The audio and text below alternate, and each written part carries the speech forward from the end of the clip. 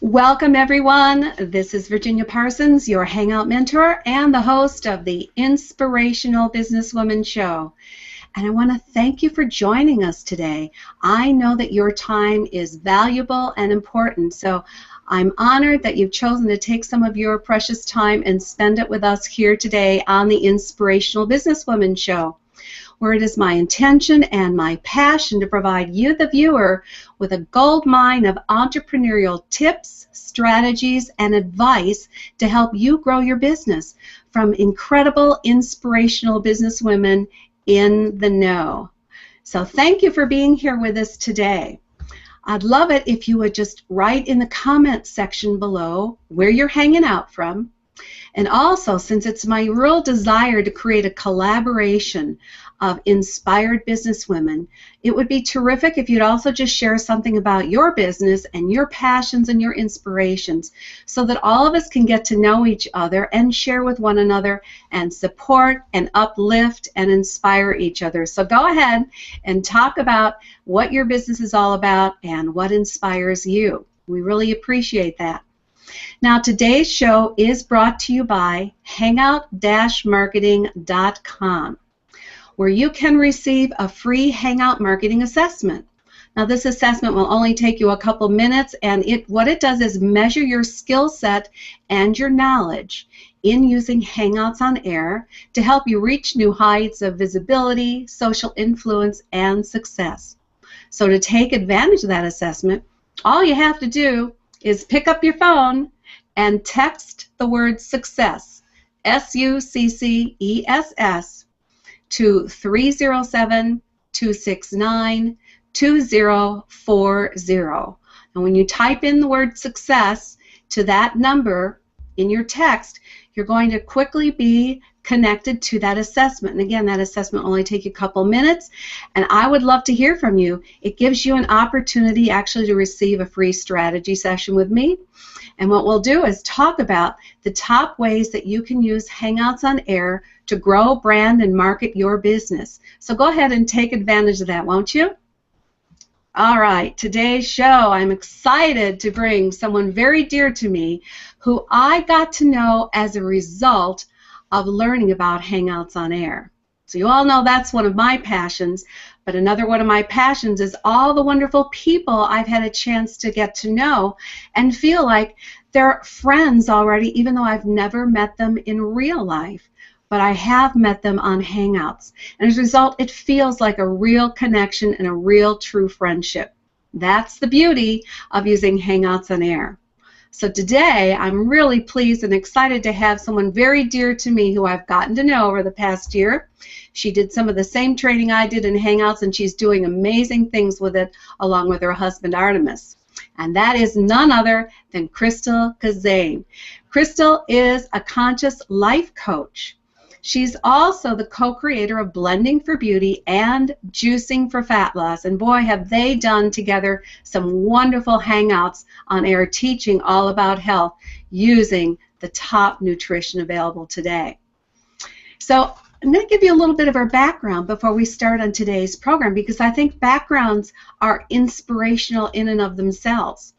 Krystalle was a personal trainer for 18 years, and I'll let her tell you a little bit about her story and how she transformed that into the work she's doing today. She spent a couple of years at the Tree of Life Rejuvenation Center, where she met her husband, Artemis, and together they have created, as I said, the programs Blending for Beauty and Juicing for Fat Loss.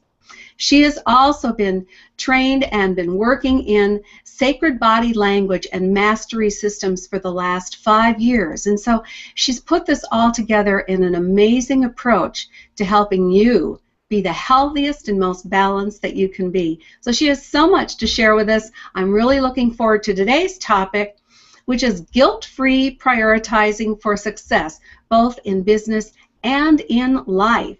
So we're going to touch on the art of putting yourself first. We're going to talk about finding the gift in life's lessons and looking through it in a whole different vision. And we're also going to talk about sacred body language and an exercise she's going to share with you and how to get in touch with your body and your spirit. So Crystal, go ahead and say hi to our audience, won't you? Hi, you caught me engaging on the wall. Okay. We love engagement. I was saying hi to Todd, and as soon as I pressed enter, you're come on, I'm like, oh, I knew that was going to happen. That's why we love Hangouts, right? Okay, so we engage. We love our audience, and we want you to all be here with us. Make all those comments that you can, and share with us what's going on in your world. Absolutely. And if I'm not getting with you during our Hangout, because that's a little challenging to do sometimes, I'm definitely going to be here after we finish, and I'll check out the stream of comments when we complete today. So, hi, I'm Crystal. I'm very happy to be here, Virginia. Thank you so much for inviting me to your show today. I love what you're doing. I love watching you.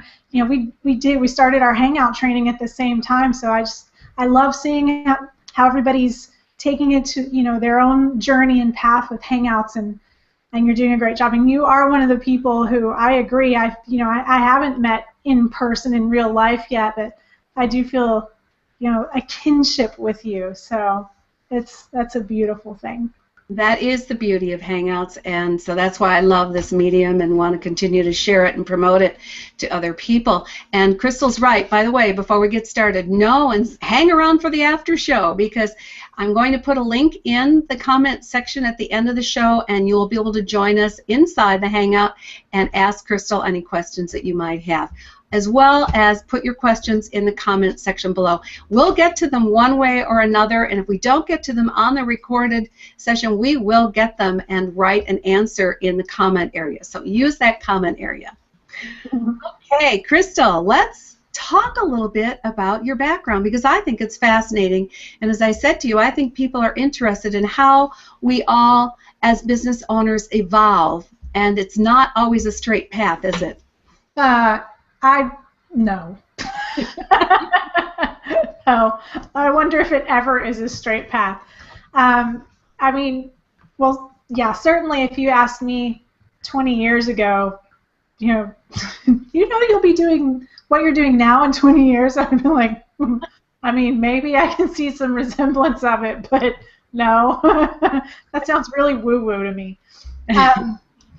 Anyway, so I was a personal trainer. I was a personal fitness trainer. I have a degree in kinesiology, a Bachelor of Science. I studied the human body and its movement, its anatomy, physiology, biology, all that fun stuff. I will tell you, I was not as keen on the whole Krebs cycle scientific aspect as I was the mechanics of, okay, how does this how does this muscle work and how do these joints move? So I really loved the mechanical side of it. Maybe my dad's an engineer. Maybe that has something to do with it. I don't know. It's in my blood. Anyway, so I was working with the human body, with the physical side of health and wellness for quite some time. And I worked with a lot of clients, and I worked a lot on myself. I did a lot of different types of training with myself. I was not one to take. One thing I have in common now with what I did then is I've never been a person to take the traditional path. So, I wasn't let's do some bicep curls and I'll count them kind of a trainer. I was, okay, what can we do to strengthen your core? All right, let's go balance on this ball and throw things back and forth to each other all at the same time. So, a lot more interesting than the bicep curls, in all honesty. It is, and more effective, faster. Yeah.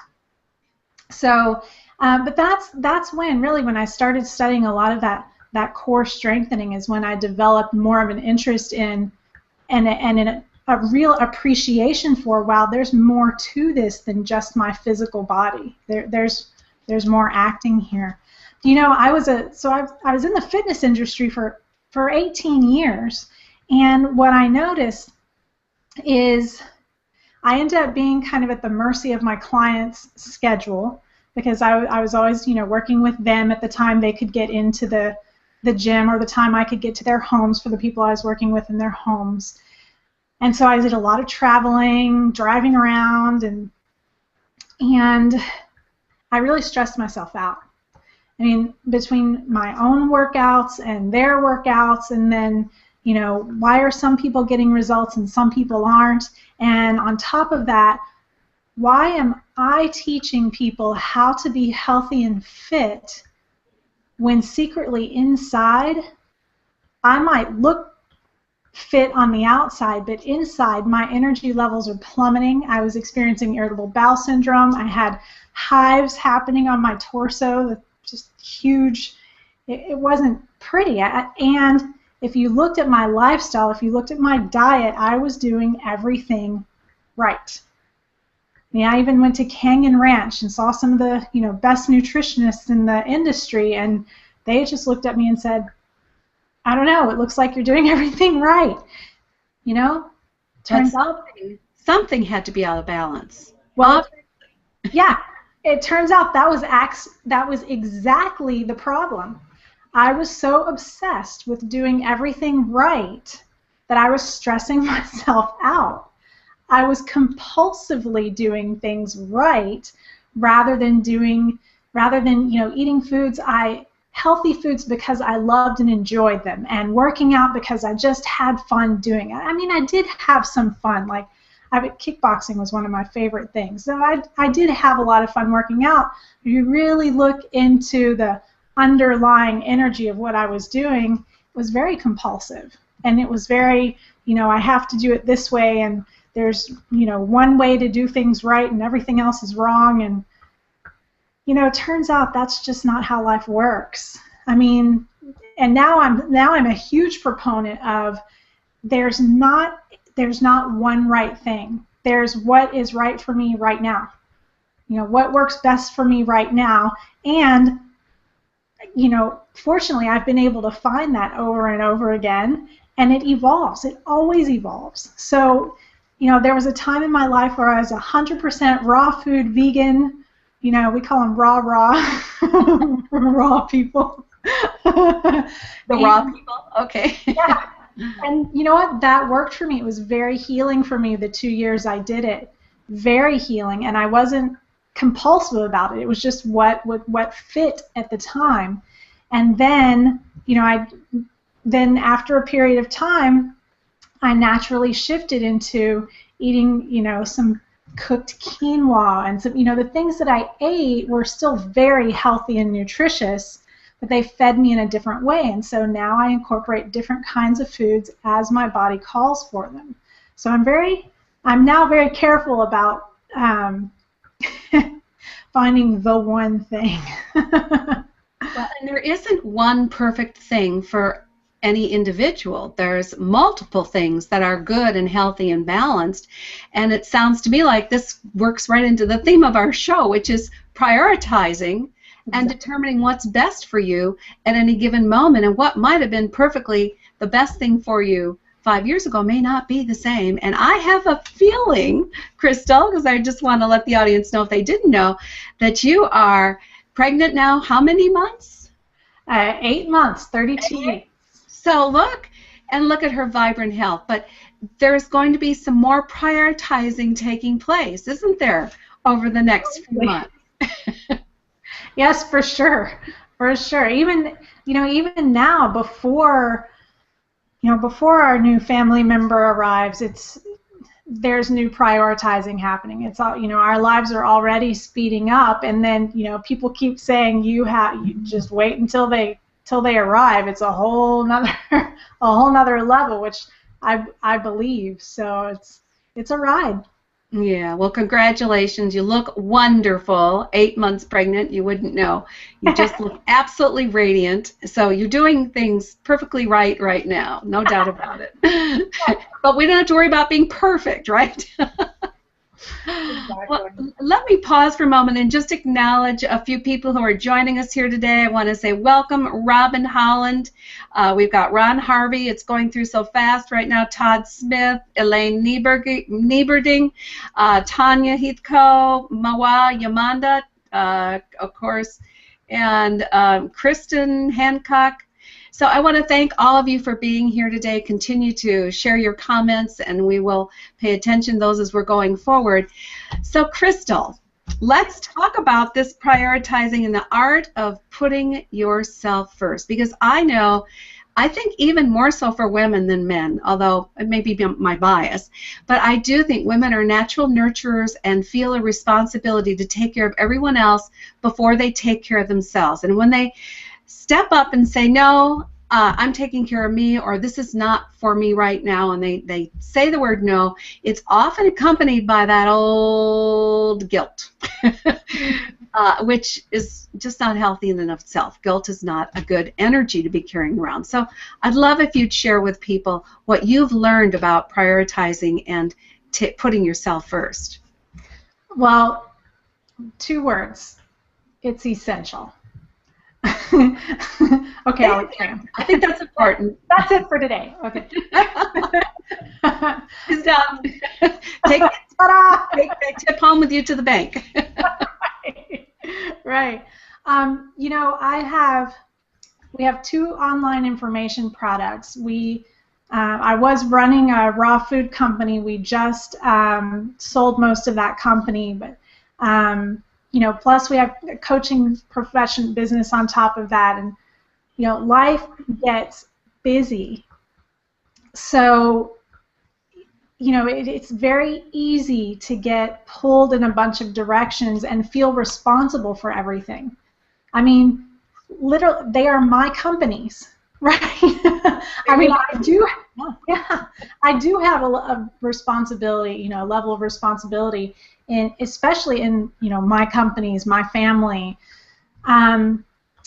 But putting myself first is so key and beneficial, because if my personal health suffers, if my personal well-being suffers, what good am I to any of my businesses or my family or the people around me? I have to fill myself, fill my well enough that I have enough energy and enough, you know, love and vibration and generosity to give other people.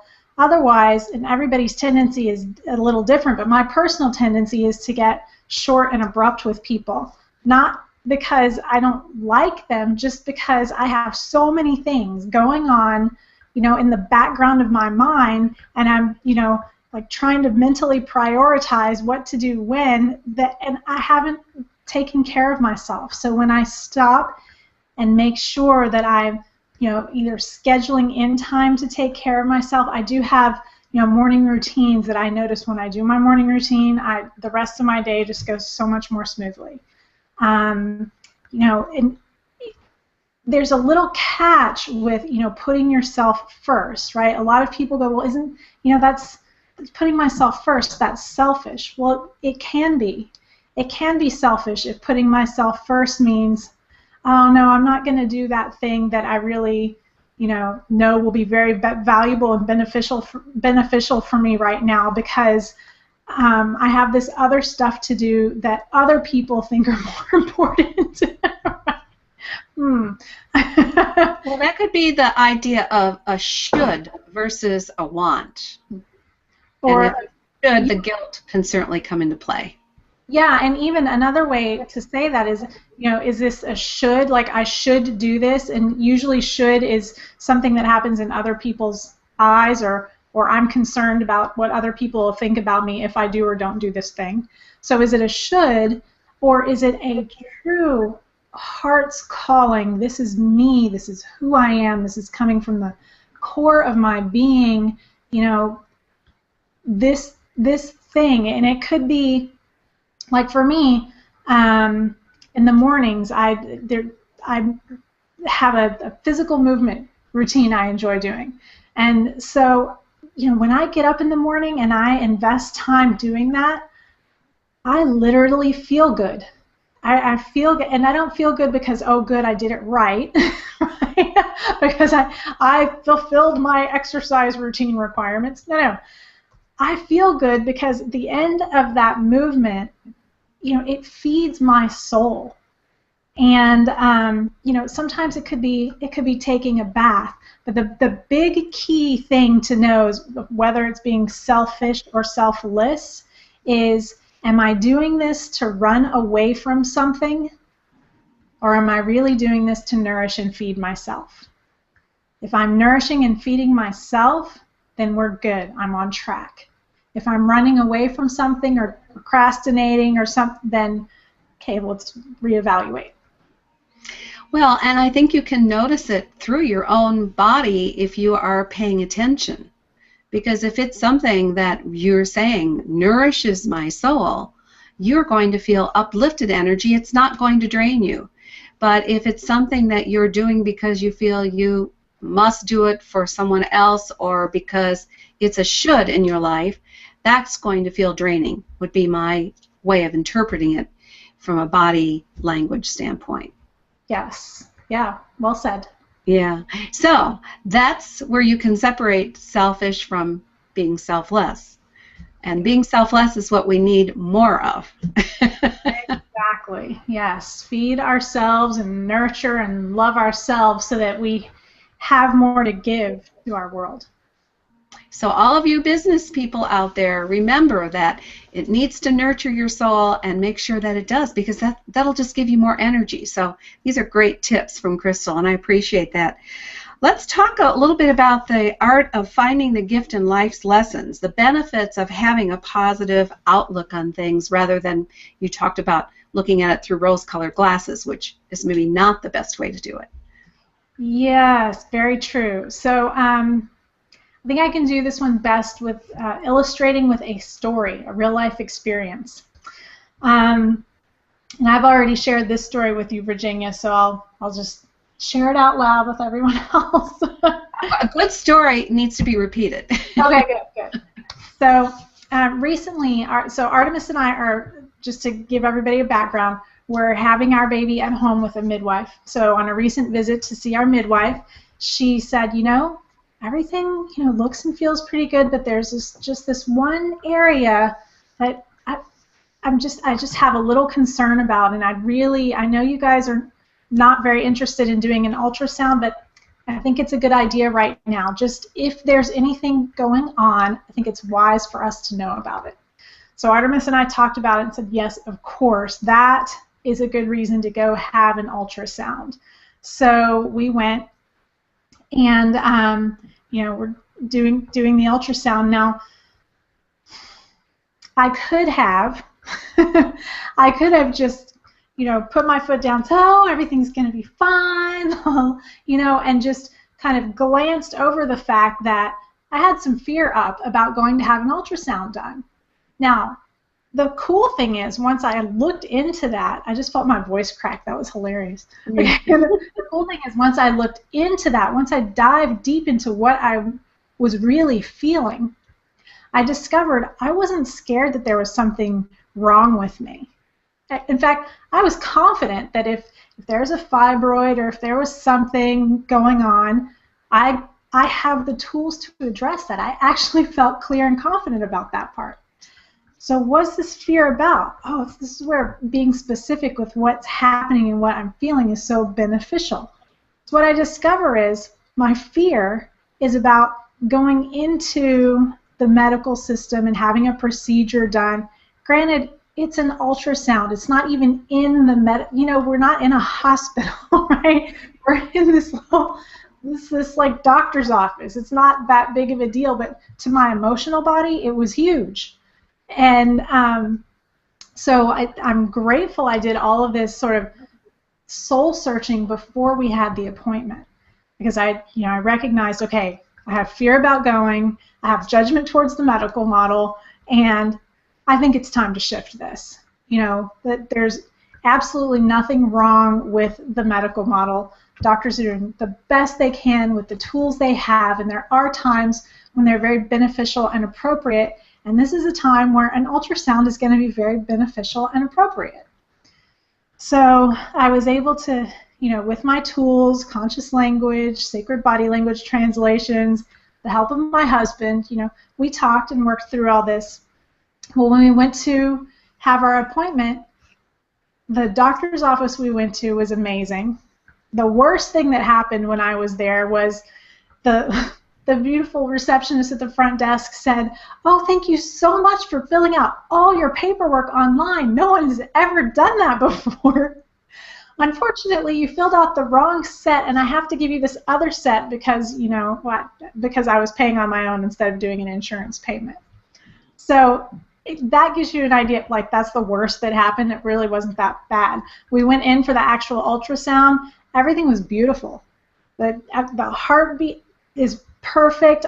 Everything is right on line, right in target with where it should be, and the ultrasound technician just kept looking and saying, "Yep, that's right on track. Yep, that's right on track. Oh, very healthy. You're very healthy. Everything looks great." And I just double checked. "Okay, so you're sure there's nothing abnormal in this little area over here?" "Nope. The only thing that looks a little odd is your placenta happens to be sitting right there, and there's a hip bone pushing up against it." That was it. So in essence, that was the gift, was first of all changing your mindset and the energy around that was created around that mindset about the medical system, and then realizing something you intuitively knew already, and that was that your baby is developing perfectly. Perfect. Yeah. And so that's the, positive outlook of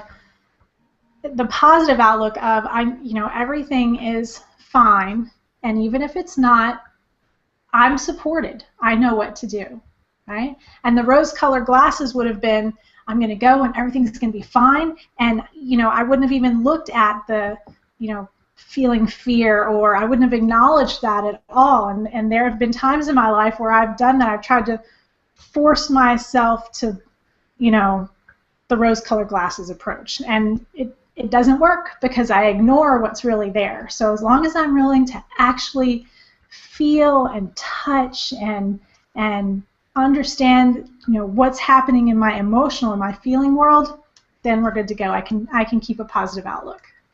Well, that's wonderful. It's truly an opportunity to transform something within you that maybe is a limiting belief of some sort. Yeah. Yeah. So, great story. I love hearing it a second time because I think there's real value in stories. Stories are, what touch our souls more than anything else, much more than, all the science that in the world could provide. Okay, so this leads us into sacred body language and how people might be able to apply it in their own lives, in their own businesses even. I mean, life and business are intertwined. And even though this is a show to help give you tips to reach new heights of success in business, if life's not in balance, business won't be either. So how can we use this exercise for both? Well, I think the best way I can say it is it doesn't matter if I'm in business mode or home life mode. I mean, stuff happens. So this applies, what I'm sharing with you, this techniques I'm sharing with you apply across the board, wherever you are, whatever is going on, whether it's under the business label or the home life label or the relationship label, these techniques apply and they work. So the first thing, if you just think back to the story I just told, the first thing I kind of tapped into was, whoa, something's kind of off here, right? I'm not feeling good about this. Whatever this situation is, it could be a business transaction, it could be a conversation you're having with your partner, it could be anything. Take time to just stop for a moment and breathe, and close your eyes if that helps, but just somewhere where you can just stop and breathe. And it doesn't have to be a big long meditation, just even 30 seconds is good to say, okay, whoa, life, hang on just a second. I need just a minute to catch up here. And then after you stop and just get a sense of, just check in, where am I feeling this in my body? Like, what's going on right now, and what am I feeling in my body? Like today, I had something happening today, and I felt pressured. I felt overwhelmed and pressured with this project I have that has a timeline for completion, but really I'm the only one creating stress around this timeline, to be honest.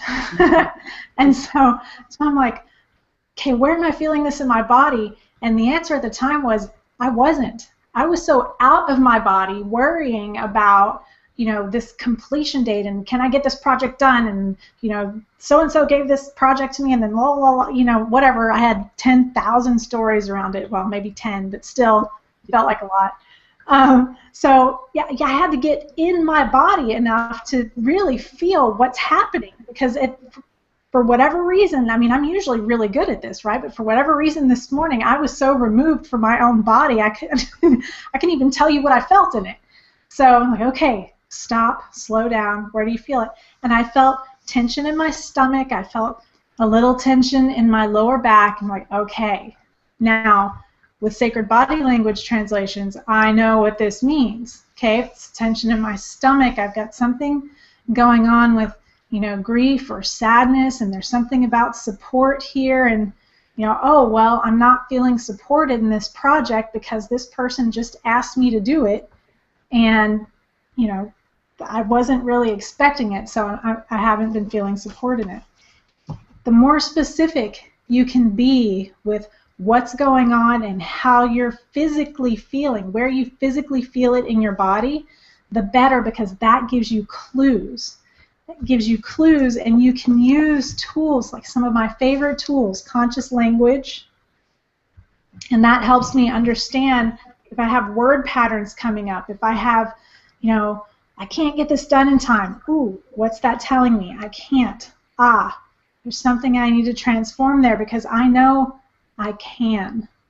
And I know even if the timeline's not going to work for me, I know all I have to do is send an email or pick up the phone and say, hey, let's renegotiate. It doesn't have to be that big of a stressful deal. And the other tool I used was, where do I feel this in my body? That's sacred body language translations. And these are both tools and technologies of the Mastery Systems training that has been very foundational in my life. So what's going on? What am I feeling? Where am I feeling it in my body? And then the big question is, what does this turn into? Where can I go with this? Okay, so I'm feeling overwhelmed right now. What is the remedy for that? What do I require in this moment, instead of feeling overwhelmed, to feel ease and peace and peaceful action? Because overwhelmed gets at least gets me like stuck. It's like I can't do anything. There's so much spinning. I'm stuck in one place, right? So what do I require right now to feel peace and ease and support, so I can take a nice, loving action, or at least a focused action, and be productive with my day? Usually once I'm at that point, I'm good to go. Well, this all speaks back to identifying the feelings and the associated emotion around that, and then making a shift in your priorities if necessary to bring back balance, so you can focus, so you can do the best work that's possible. If you're feeling high-strung or overpressured, it's very hard to be focused and to have really successful results quickly. Absolutely. So, understanding your body and understanding the emotions that are connected to your body are a great clue into prioritizing for anything in life. Yes. Love that. Yeah. And so it's a great question. I'll give you one more fun tool I've discovered recently. What's the one thing I can do today that makes everything else I have on my plate to do easier or unnecessary? What's the one thing I can do today that makes everything else that I have to do easier or unnecessary? Did I get it right? You got it, word for word. Well, I love the part of asking if it's even necessary. Me too. I thought that was fantastic. How often do we ask that question? Is what I'm doing really necessary? I was surprised when I first asked myself that question, how much of what I did was not necessary. It was just very busy. That's brilliant. I hope you all got that question. If not, go back and listen to this again, because I think we could all take a great lesson from that one question. And if you love that, there's a book called The One Thing by, I'll remember his first name, but Keller, of Keller and Williams. The One Thing. It's a very, very good book. Great for productivity. Yeah, what's the one thing I can do today? Well, wow, as always, the time always goes too quickly. There's so much more I know we could talk about. And, you know, Crystal, you're someone I would love to have back after you have settled into motherhood, because I know you're going to have so many more lessons to share with us. Yeah. It'll have to become a priority for you to come back for everyone. But I really appreciate this. Now, Crystal, you have a gift for our viewers, and I know you brought it up on the screen, and I'm actually going to copy this link and put it in the chat box as well. So why don't you tell them about that gift? I will. So I was just telling you about Mastery Systems Trainings, my two favorite. This is a book, Conscious Language, The Logos of Now, and this is a workbook, Sacred Body Language Translations. When I was saying, okay, stomach means this, and you know, my arm means this, male and female. So there's actually workbooks and pages in this workbook that explain what the messages are of different parts of the body. This is a very rich study, and I know there's a couple people on the wall who've actually been studying this with me a little bit, so maybe they'll chime in and share some of their experience with it as well. The gift I have for you today is the first 3 chapters of the Conscious Language book for free, and you can get them at this link right under me in my lower third. Just copy that and type it into your browser, or Virginia's going to pop it up on the wall, the event page. And it'll just give you an idea. This is a very unique line of study, so I think in the first 3 chapters you'll have an idea of whether it resonates with you or not. It has been the most powerful line of study in consciousness and in personal responsibility I've encountered in all my studies, and I've been an avid studier. So. And I know you'll continue to be, because you're still early in your journey, and there's so much more that you're going to be embracing and sharing and making a difference in other people's lives. And I'm just thrilled to have had this time with you and a chance to get to know you even better through Hangouts. I want to thank you for being here with us.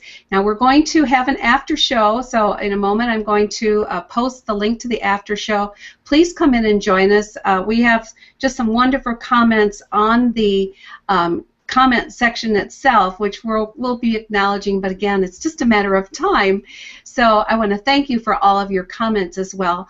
Now next week we're going to have, you know, my first teacher and still one of my best mentors, Ifat Cohen, on the show. She is the G+ go-to gal. You will not want to miss all the incredible information she has for us on growing your business using Google Plus and Hangouts and Air. Please make sure you get here for that, and tell all your sister and brother entrepreneurs to join us as well.